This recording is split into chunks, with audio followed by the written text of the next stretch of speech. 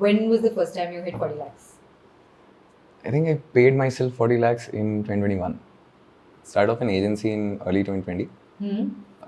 COVID was leading to bad business for most agencies, and we had just started. We had very little liabilities at that point. I was just one guy, patched up with a friend and kind of started with him. It took us around 6 months to gather a good amount of momentum, enough so that people start referring us basis our work. Okay. Right. And post that, I think we never looked back. I think uske baad fir we started building a team and getting more and more clients. 2021, towards I think September, October, the net revenue till date, which was in say 16 odd months, crossed 1 CR.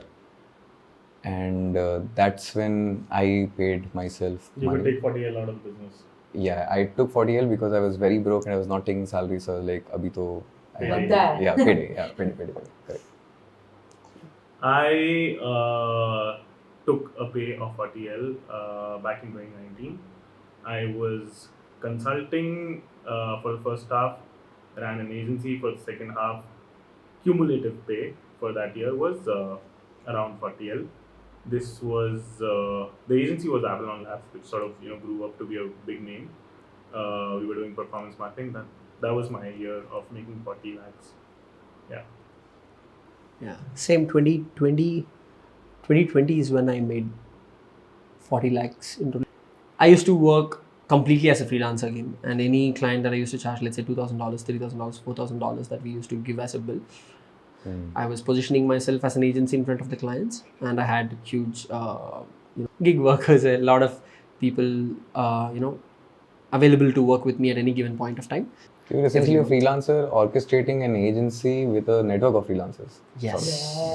Yes. He has cracked your positioning for you. Yeah, we have been trying to do that for a long time. That's what I get paid for. Nice. Yeah. I hit 40 lakhs for the first time in 2020. I started up and I was consulting with this Canadian client. I found one client, Abhinav referred him, and he used to pay me $4,000, $5,000 a year and a month, and that for a year I made 40 lakhs.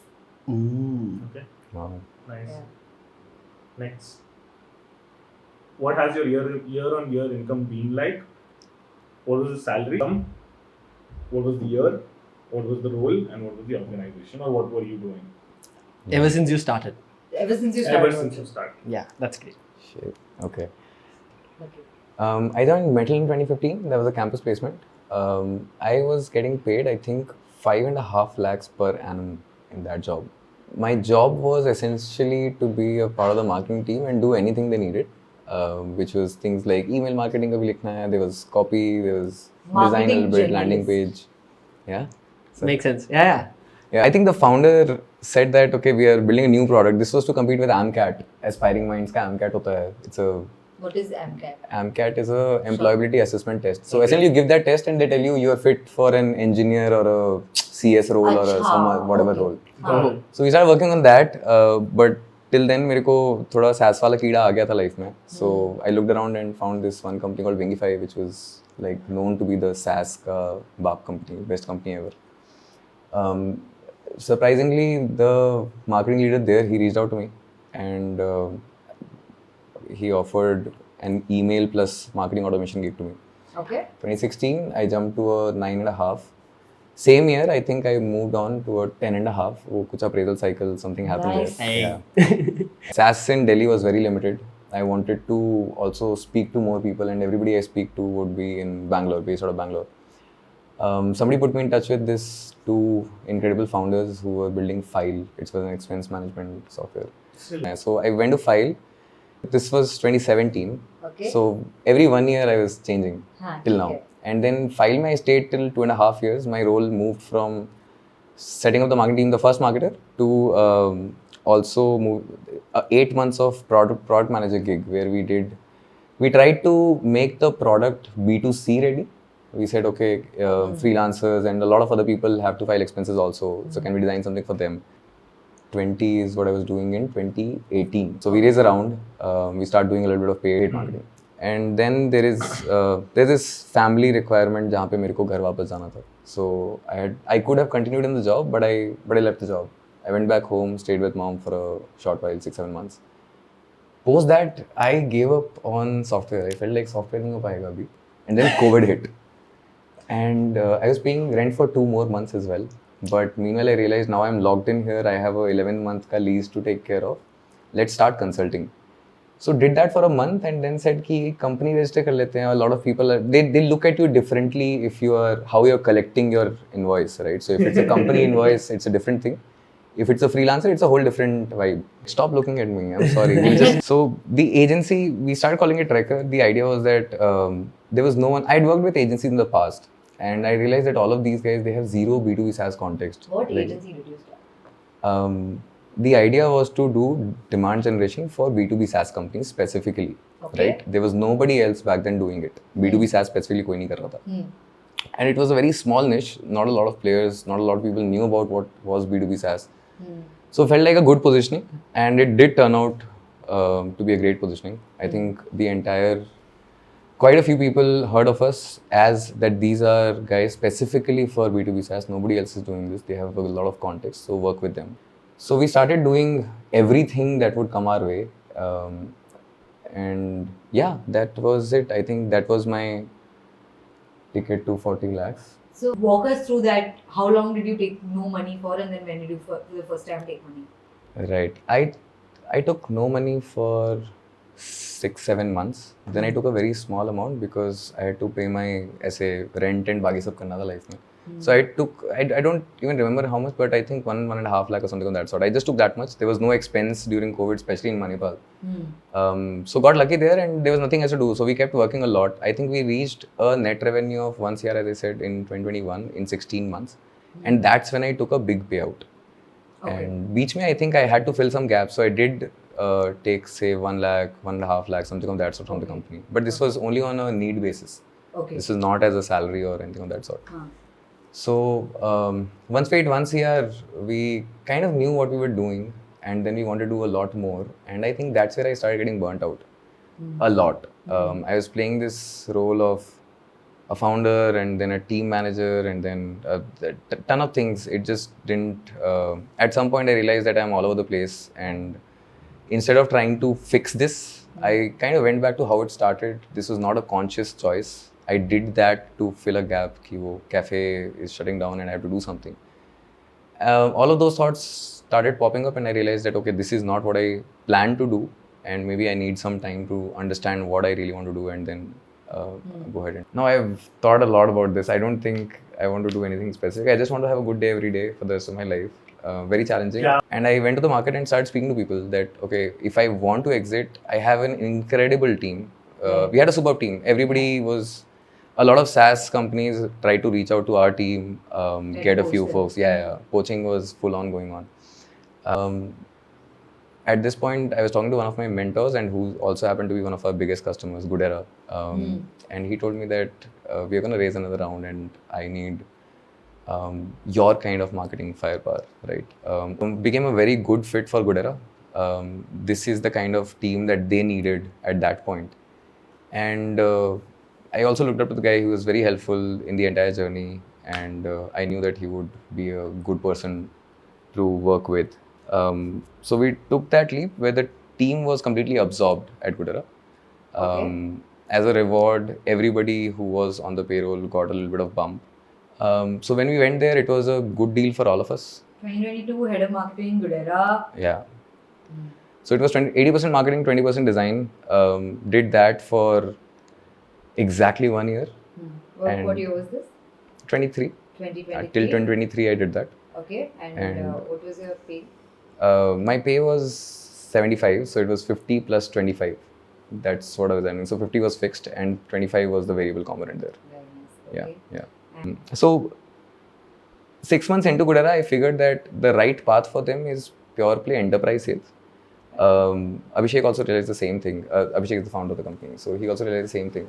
I think the way forward was enterprise, and I'm not great with enterprise. I've never done that, nor I think I enjoy doing that a lot. Mainly more SMB gig, more PLG gig is slightly better.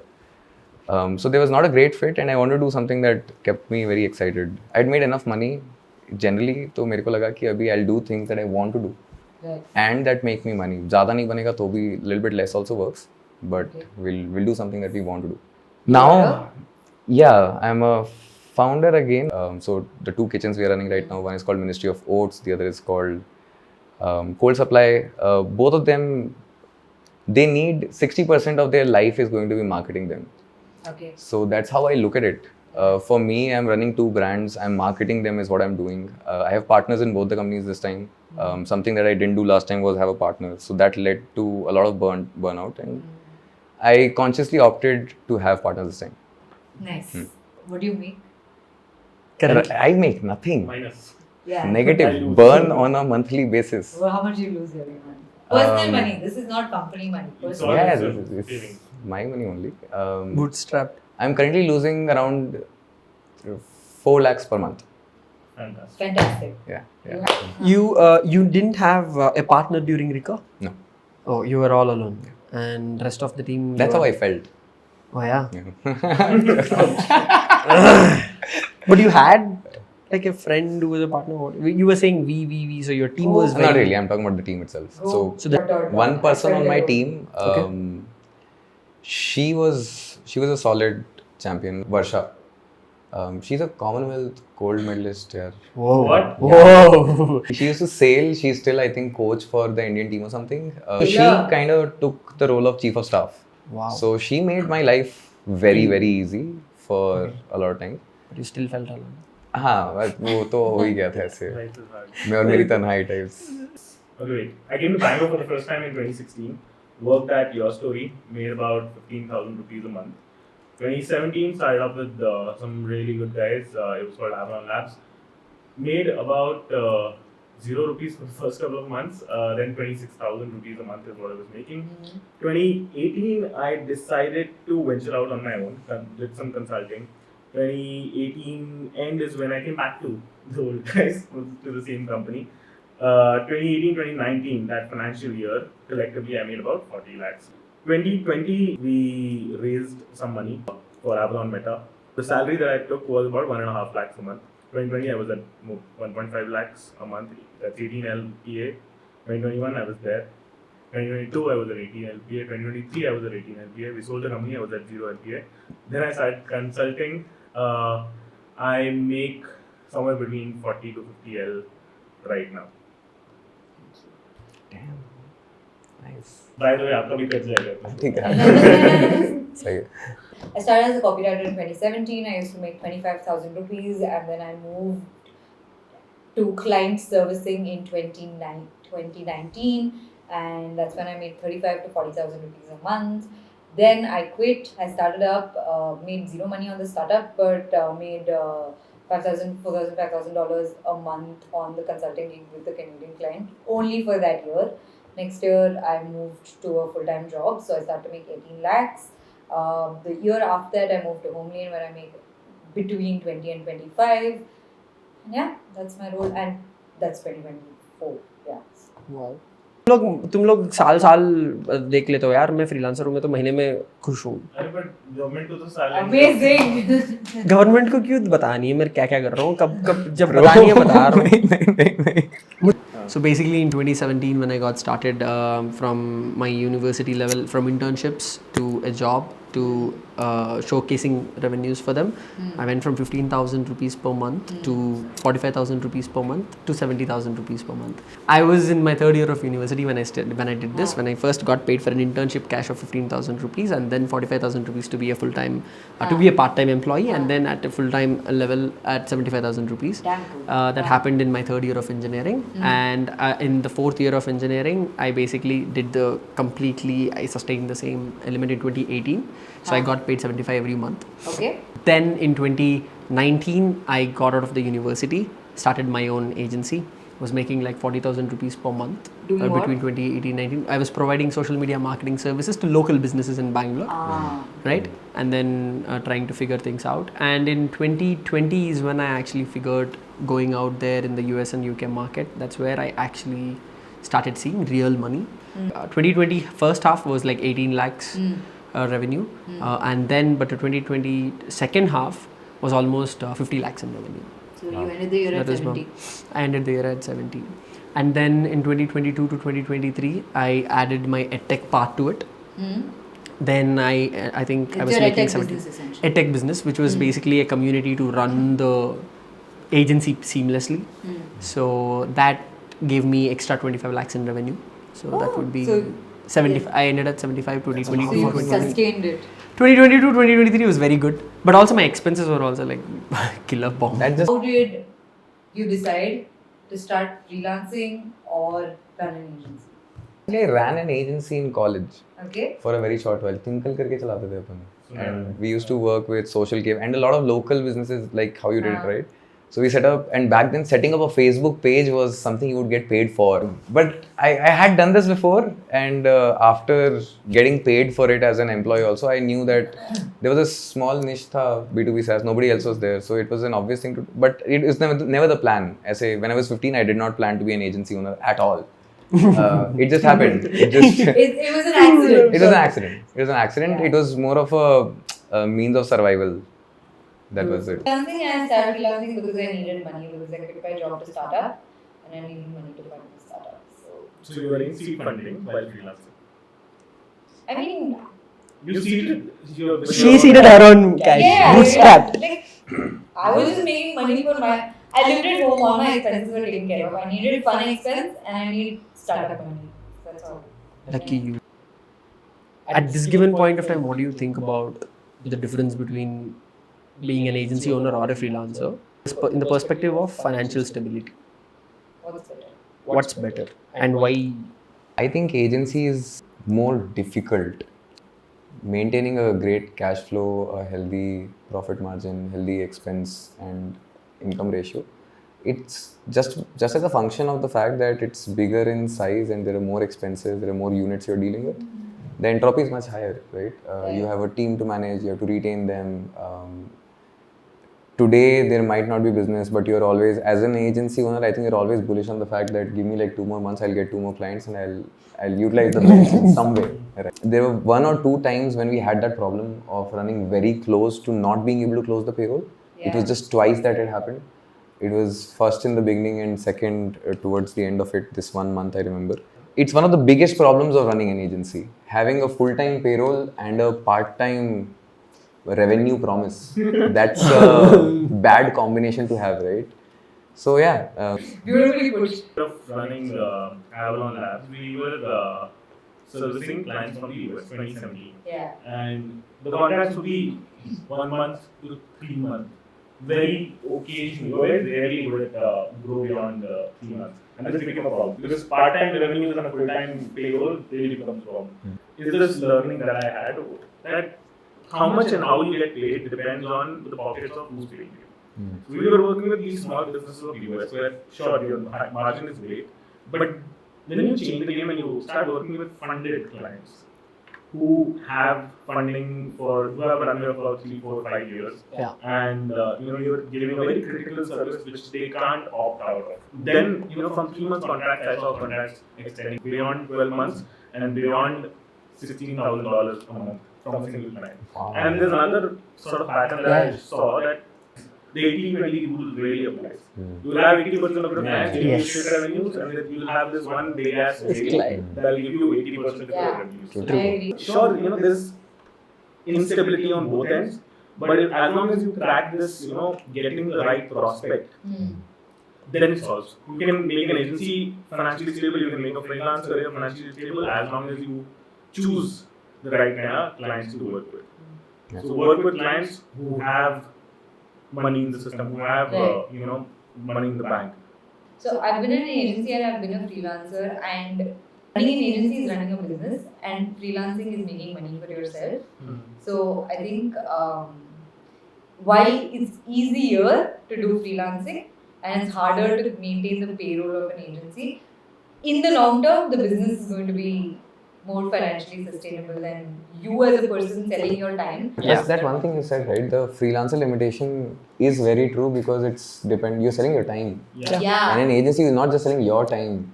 It's a team that's working. Exactly. If one person falls sick, there's someone else who can. It's a team job. A beautiful example of this is, I don't know if you guys know Matter Media. Yeah, Matter Media's founder was in the hospital for 6 months and his team ran it. Excellent. Wow. Yeah, so That was like the LinkedIn post. long term, that's what is financially sustainable. Honestly, when you scale yourself beyond a certain point, Point. you are selling slices of your time. In the long term, business is better. Freelancing is stupid. Yeah, Basic. okay, cool. Sum up. So, my thought on the freelancing aspect and the agency aspect is pretty straightforward. As a freelancer, you will obviously get capped with the number of clients that you can work with, right? Post that, you want scaling issues. Like scaling issues are always going to be there.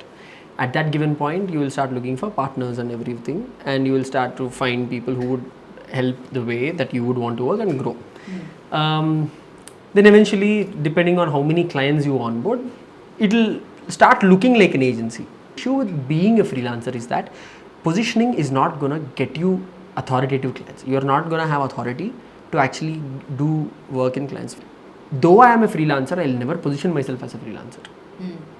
My website will say that okay, I am so and so who is an agency owner. It's a hybrid model. Yes. Best of both worlds. Yes. It's an agency that does not have the problem of full-time payroll. While you can build and scale an agency, and people like Shebang have done a great job of it. In the olden era, Dentsu's done a great. So I figured out a model which a lot of folks in the industry, senior folks in the industry, are deploying. They don't call themselves a freelancer; they call themselves a consultant. Yes. What they do is they sell a solution, and they don't want to have the problem of number one, payroll, number two, mind space that gets taken by having your own team. What these guys do is these guys go and work within the company, solve a specific problem, get a good money for it, and take it home while using the company's team. So the company doesn't have a problem because the resources are there. It's more viable than just building an agency where you have the problem of people, other companies poaching your talent, you retaining your talent. Yeah. How wrong am I in saying that when people both are individuals, right? A freelancer is also an individual, consultant is also both are individuals, right? But when I hire a freelancer, I usually hire them for like something tactical, something skill based. Yeah. When I hire a consultant, I'm getting strategy exactly. And process, like he can come and set Process processes. for sure. I've gotten this implemented using your own resources. That is exactly why I said positioning matters out there. Like when you say that I'm positioning myself as a freelancer, you're not gonna get clients who will listen to your plan. So you position yourself as a consultant, propose them a 6 to 9 month plan. Then you plug in your team if necessary, or if they already have a team, be a consultant. How do you decide what projects to say no to? I think one very common mistake that I made in the beginning was that I would say yes to any kind of work that my team could possibly do. So as I said, a content and a design bench can possibly serve a lot of requirements, right? Correct. But don't do that. I don't think it's the right way to move forward. I think do things that you specifically know that you are really, really good at, that you keep doing. So it's a website project, you've done a lot of websites, keep doing websites. Don't go for a paid landing page immediately, right? First build some competency in it and then take up that project. People who want like a daily check-in, I stay away from them. There is no point of a daily check-in. I don't think there is any point of a daily check-in, right? If we do it well, async works, you do a weekly check-in, that's more than enough. So I try to avoid painful people, and I think you only do that after a point in your journey. You want to first do everything, learn what's working for you, understand that these people won't work for you, and then you start rejecting them. If you start to do everything, you create the surface area of a serendipity, but you create the surface area so large that it may not actually be in the niche that you want to be. There's a difference between something out of your competency being the core gig versus add-on gig. Okay. But I'm not going to pick up a project that's entirely built on something that's out of my core competency. That doesn't make sense. Got it. Yeah. So When you're selling something that's too new to the client, the client will make it very ROI driven. Then okay, hey, you're doing this amount of marketing for me, I am assuming that I'll sell X units on month one. Like Prateek said that at the beginning, beggars can't be choosers. You have to work with wherever you're getting money from. Eventually, I've said no to things. Number one, the person's not understanding the service. Number two, they don't have a POC deployed for you. You're not a part of the company. You're working outside the company. If they don't give you a specific person who's responsible to get, be a membrane and do exchange of things, exchange of information, exchange of data to enable you. If there's no enabler, then it becomes a problem. That POC bit is very interesting because a lot of times the person who's supposed to be managing you might not have the decision-making capability to drive further. So your POC is actually just a pseudo representative of the company right now. Yeah. The actual decisions are being taken by somebody else. I've worked with people that are micromanagers, and if you do, whether or you're part of their team, you work with them very closely, or you work like as an external vendor, the idea is to not engage with them because it costs mental health. It can pay me insane amount of money, but it costs me my mental health. Especially people. No, one thing you said, I think it's there are some people who hire you for execution and others who hire you for expertise. Yeah. When people hire you for expertise, I think that's who you solid. should work for. Correct. Yeah. And if somebody doesn't respect the fact that the person you have hired is going to do the best job that you thought can be done here, then there's no point. Then you're just executing for them, which is not great to have. Really, I would not work with anyone who would not pay me an upfront fee for my blueprint that I You mean provide. pitch fee. Pitch fee. If they are not saying yes to my 6 to 9 month blueprint that I have laid out for them, I'm not going to work with them. That will also let us know their paying capacity, whether they can pay me or not. And I charge a bomb for that. Blueprints are sold at $1,000 to start with right now. That means they have to pay 70,000 rupees for a plan. Then I'll tell them my expenses are going to be higher if you actually hire me to do it. The biggest problem here is proposals. हमको 4-5 दिन लग जाते हैं proposal बना के भेजने में. उसके बाद they don't even call us back. True. Right? Like कभी-कभी like अच्छा 3 लाख ज़्यादा हो गया नहीं तो 5 लाख ज़्यादा हो गया ये ज़्यादा हो गया and then they don't want to work with us.